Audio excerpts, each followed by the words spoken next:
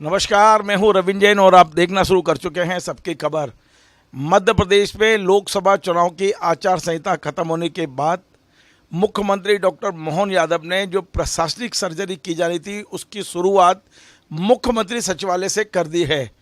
पहली बार ऐसा हुआ है कि मुख्यमंत्री सचिवालय में एडिशनल चीफ सेक्रेटरी स्तर के अधिकारी की नियुक्ति की गई है और उनके अंडर में 2 प्रमुख सचिव दिए गए हैं। अनुमान यह होता है कि मध्य प्रदेश के मुख्यमंत्री सचिवालय को एक प्रमुख सचिव तैनात किया जाता है और उन्हीं के अंडर में सारा पूरा स्टाफ काम करता है।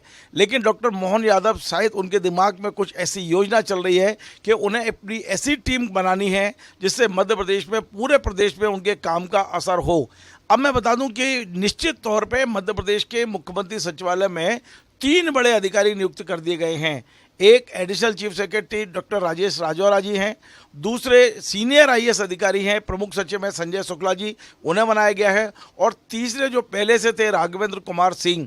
ये 2 प्रमुख सचिव और एक एडिशनल चीफ सेक्रेटरी आखिर मुख्यमंत्री सचिवालय में क्यों लाए गए हैं, उसके पीछे जो मुझे जानकारी है, आज हम बहुत वरिष्ठ पत्रकार से इस मुद्दे पर पूरी बातचीत करेंगे। लेकिन पहले मैं एक बता दूं कि लगभग 6 महीने से ज़्यादा अब मुख्यमंत्री को चार्ज लिए हो गए, मुख्यमंत्री पद को संभाले हुए हैं, लेकिन मध्य प्रदेश में जो इम्पैक्ट जाना चाहिए, मध्य प्रदेश में जो असर होना चाहिए, वो दिखाई नहीं दे रहा है कि आखिर डॉक्टर मोहन यादव जो कर रहे हैं उसका असर नीचे तक दिखाई नहीं दे रहा है। और ये जो अधिकारियों की नियुक्ति की गई है उसके पीछे डॉक्टर मोहन यादव का सोच ये है कि जब वे भोपाल से कोई काम करते हैं तो नीचे तक वो दिखना चाहिए। जैसे उन्होंने तमाम सारे कलेक्टरों को कहा है कि अब आपके कार्यालय में नामांतरण का कोई केस पेंडिंग नहीं होना चाहिए, और तमाम सारे कलेक्टरों ने इस तरह के निर्देश जारी कर दिए हैं। अब इसकी मॉनिटरिंग कौन करे? मॉनिटरिंग करने वाला कोई नहीं था। निश्चित तौर पे राजेश राजौरा की वर्किंग वो लोगों को पसंद आती है। सुबह 9 तब बजते हैं जब वे कार्यालय में आ जाते हैं और रात को कब घर जाएंगे पता नहीं। राजेश राजौरा की कार्यशैली बहुत सारे जितने भी पहले हमारे जो मुख्यमंत्री रहे हैं या बड़े अधिकारी रहे हैं उन्हें पसंद आती रही है, उनकी हार्ड कार्यशैली के लिए। और मुख्यमंत्री ने भी अपने सचिवालय के लिए राजेश राजौरा का चयन किया है, एक बहुत बड़ी बात है। अब मैं आपको बता दूं कि पिछले 4-5 महीने से जो हम अखबार पढ़ते रहे हैं, उन अखबारों में भी जो मुख्यमंत्री का एक संदेश जाना चाहिए, मुख्यमंत्री के काम करने के जो कार्यों के प्रचार प्रसार होना चाहिए, वो भी कहीं ना कहीं उतना नहीं हो पा रहा है जितना कि सरकार एक्सेप्ट करती है। सरकार जो को उम्मीद है कि जो होना चाहिए। हम देखते हैं कि तमाम सारे अखबारों में सरकार के भ्रष्टाचार की और उनकी कमियों की खबरें तो छप रही हैं, लेकिन सरकार क्या कर रही है ये खबरें सिरे से नदारत है। तो इसलिए भी राजेश राजौरा का लाया गया है कि उनको बड़ा अनुभव है इन सब चीज़ों का। वे मध्य प्रदेश में प्रमुख सचिव जनसंपर्क रहे हैं, सीपीआर भी रह चुके हैं, और पत्रकारों से उनका जो ट्रेनिंग है, ये तमाम सारी चीज़ें हैं। लेकिन एक और मैं आपको बताना चाहता हूं कि राजेश राजौरा का नाम मुख्य सचिव के लिए चल रहा था, तो क्या मुख्य सचिव को फिलहाल नहीं बदला जा रहा है? ये बहुत सारे मुद्दे हैं जिन पे मैं बात करने के लिए आया हूं वरिष्ठ पत्रकार अरुण दीक्षित जी के पास। अरुण जी, आपका स्वागत है। मध्य प्रदेश के इतिहास में पहली बार एडिशनल चीफ सेक्रेटरी स्तर के अधिकारी को सीएम हाउस लाया गया। क्या समझते हैं, क्या मध्य प्रदेश में मुख्य सचिव को अपनी जो टीम बनाने में दिक्कतें आ रही थी वो अब आसान होगी राजौरा साहब के आने के बाद? देखिए, ऐसा है, आप मुख्यमंत्री से ही शुरू करिए, क्योंकि मध्य प्रदेश में पहली बार इस तरह से मुख्यमंत्री बने। मोहन यादव जी को 6 महीने आज हो गए, और 6 महीनों में तमाम कुर्सी संभालना, फिर चुनाव संभालना, अब असली परीक्षा उनकी शुरू हुई है। कल से उनका इम्तहान शुरू हो जाएगा, और कल के बाद अगर मोहन यादव जी अपने आप को साबित नहीं कर पाएंगे तो उनके लिए मुश्किल होगी। अब वो साबित करने के लिए, चूँकि मुख्यमंत्री का काम मुख्यमंत्री सिर्फ कहता है, करने के लिए जो टीम चाहिए, अगर वो टीम अच्छी है तो सारे काम हो जाते हैं। तो मुख्यमंत्री ने जो शुरुआत की है राजेश राजौरा और संजय शुक्ल को लाकर के अपने सचिवालय में, मुझे लगता है कि ये एक बहुत बेहतरीन शुरुआत है, क्योंकि ये अफसर अपने काम के लिए माने जाते हैं। इनकी कार्यशैली बहुत अच्छी रही है। संजय शुक्ल को मैं कलेक्टर भोपाल से तब से जानता हूं, राजेश राजौरा जी जब डायरेक्टर पब्लिक रिलेशन से तब से आज तक उनके काम करने की शैली पर कभी सवाल नहीं उठा, और सभी ने बड़ी जिम्मेदारियां निभाई हैं। तो मोहन यादव ने ऐसा करके खुद को मजबूत किया है इन अफसरों के आने से मुख्यमंत्री सचिवालय में, और मुख्यमंत्री को ये आसान होगा कि वो पूरे प्रदेश में सबकी नब्ज संभाले रहें, इनकी आंखों से देखेंगे वो।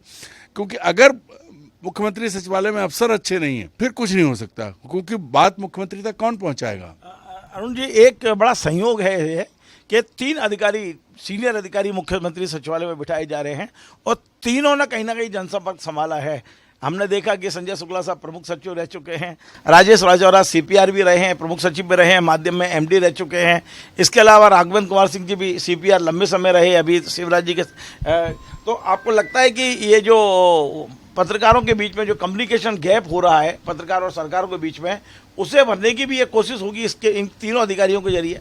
नहीं, मुझे लगता है दरअसल क्या है, जनसंपर्क विभाग को मैं बहुत स्पष्ट कहूंगा कि जब शिवराज सिंह मुख्यमंत्री थे तब उन्होंने जनसंपर्क विभाग को अपनी जेब में डाल दिया और जेब में उन अफसरों को बैठाया जो सक्षम नहीं थे।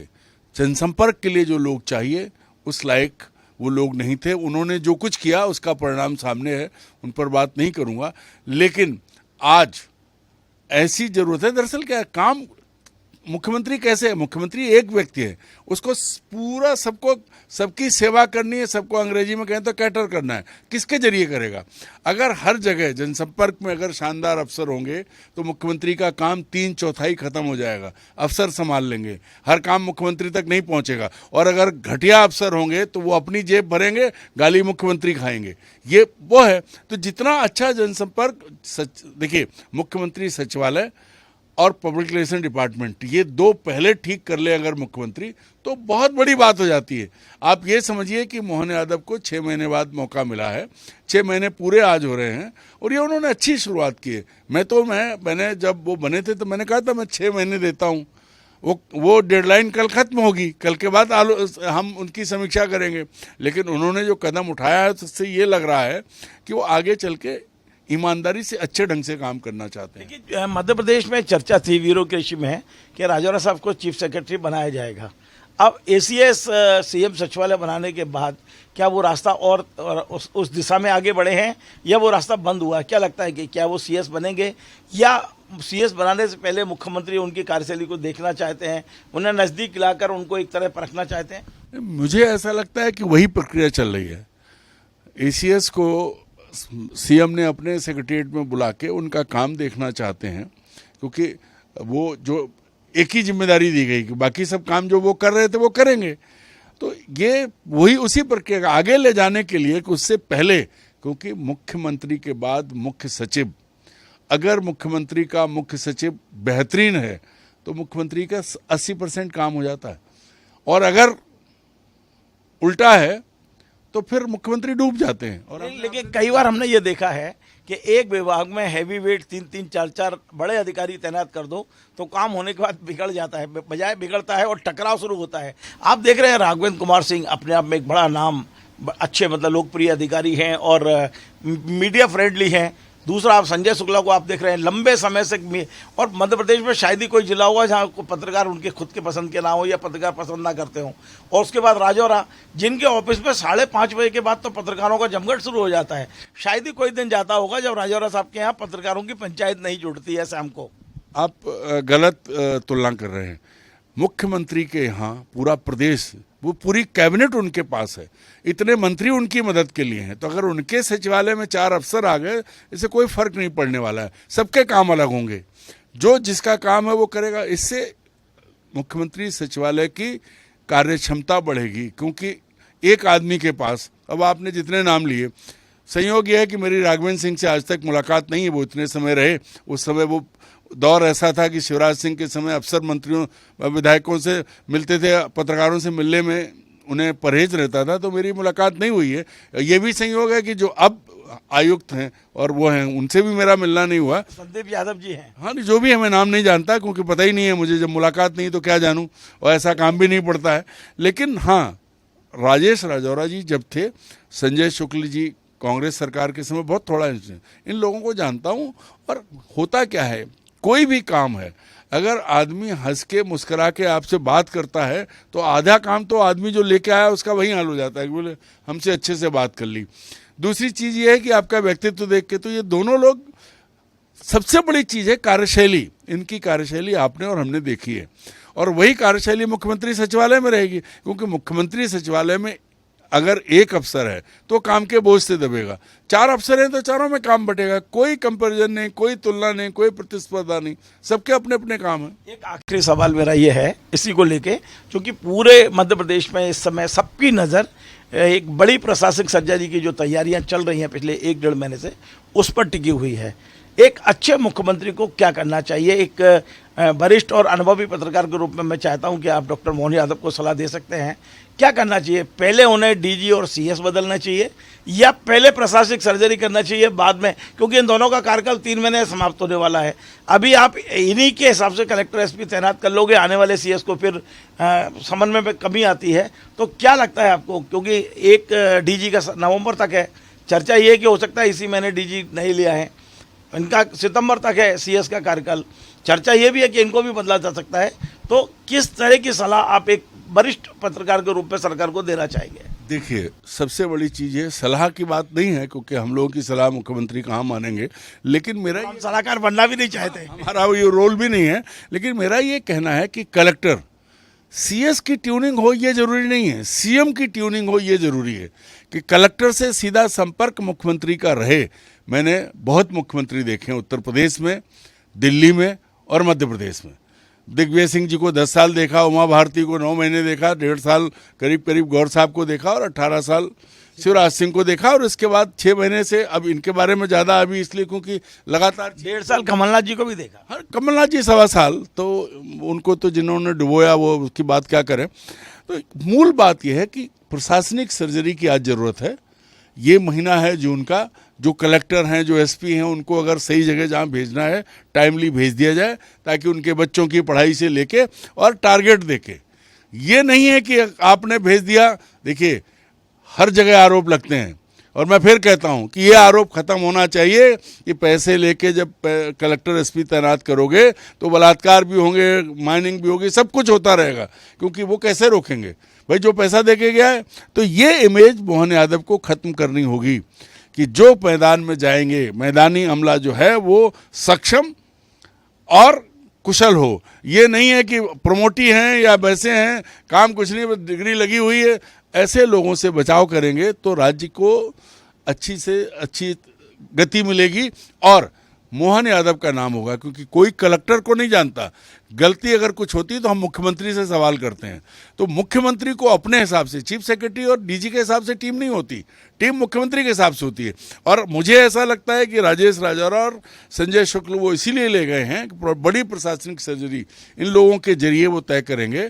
और पहली बार मैं ये उम्मीद करता हूँ कि जो पिछले सालों में हुआ, ये इसका साला, ये इसका जीजा, ये इसका चमचा, ये इसका सेवक, उससे हटके या जिसने थैली दी, पहली बार जो योग्य लोग हैं, जो योग्य हैं, जिस विधा में जो योग्य है उसको उसके हिसाब से काम देके फिर उसका फीडबैक लें, तो राज्य आगे बढ़ेगा, सरकार की छवि अच्छी होगी।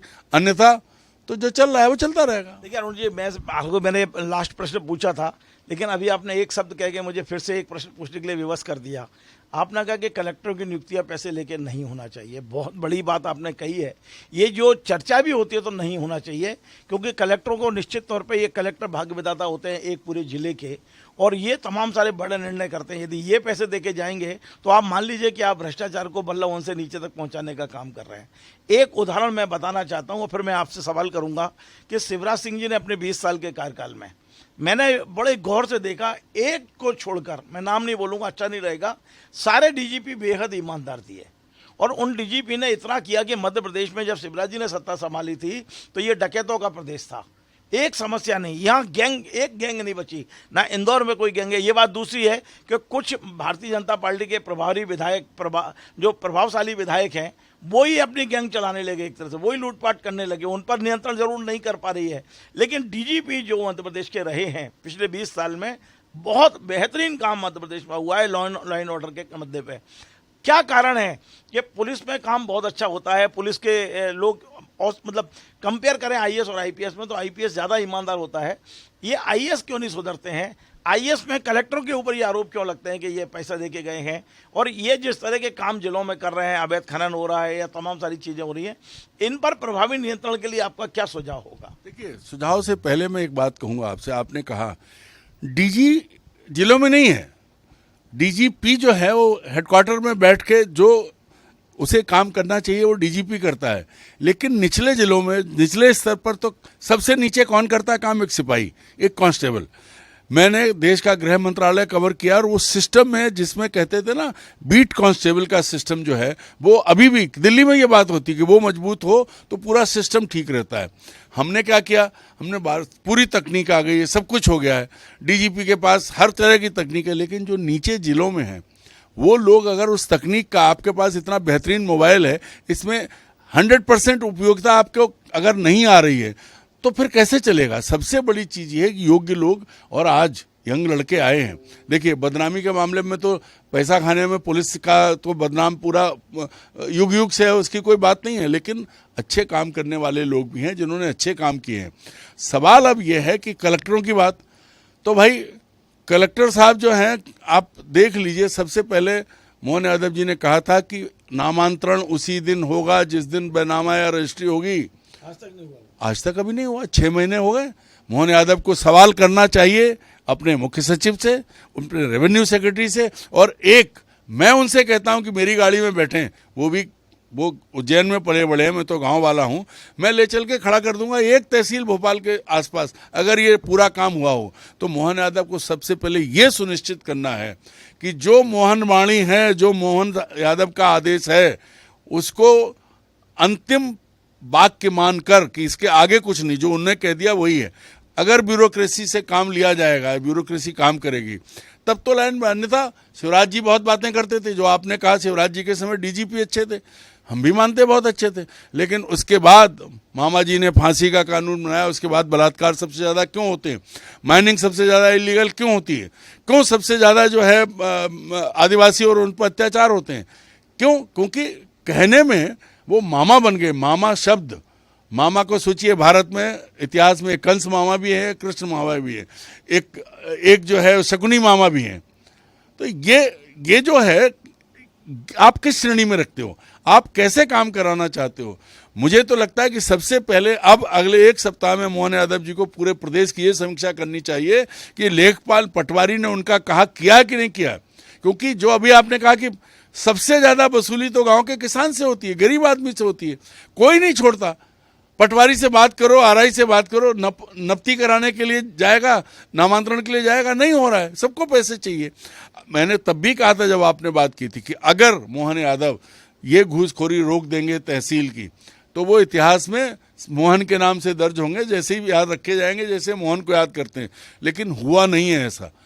और सबसे ज़्यादा ज़रूरत यह है कि निगरानी, जैसे सरकार अलग अलग डिपार्टमेंट में उड़न दस्ता बनाती है, मुझे लगता है कि मोहन यादव को अपना भी एक उड़न दस्ता बनाना चाहिए 5 अफसरों का, जो पूरे प्रदेश की समीक्षा करे कि जो मुख्यमंत्री ने कहा उसकी क्या स्थिति है। और अगर 5 अफसर भोपाल में बैठ के हर जिले की कमान खींचते रहे तो किसी कलेक्टर या किसी एसपी की मजाल है जो बेईमानी कर ले। चलिए, बहुत बहुत धन्यवाद। तो आप थे अरुण दीक्षित जी, जिन्होंने आज बड़ी विस्तार से बताया है।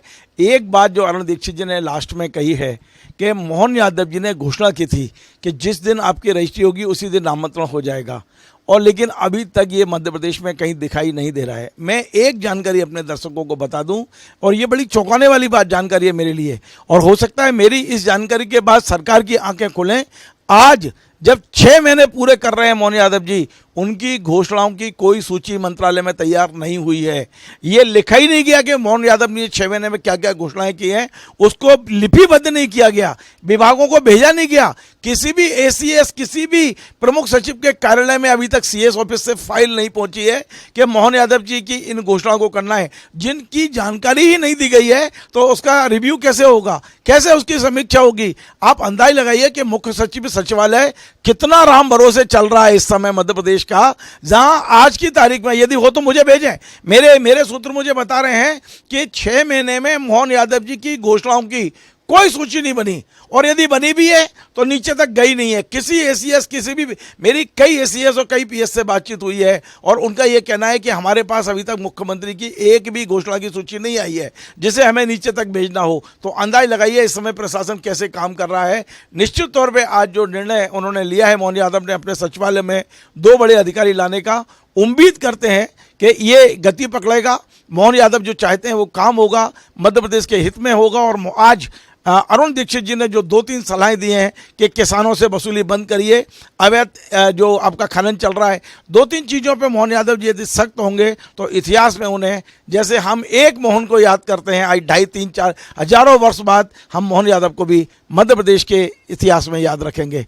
आपको हमारा ये कार्यक्रम पसंद आए तो आप इसे शेयर करें, लाइक करें, कमेंट करें और आपसे बार बार निवेदन है हमारे इस चैनल को सब्सक्राइब अवश्य करें।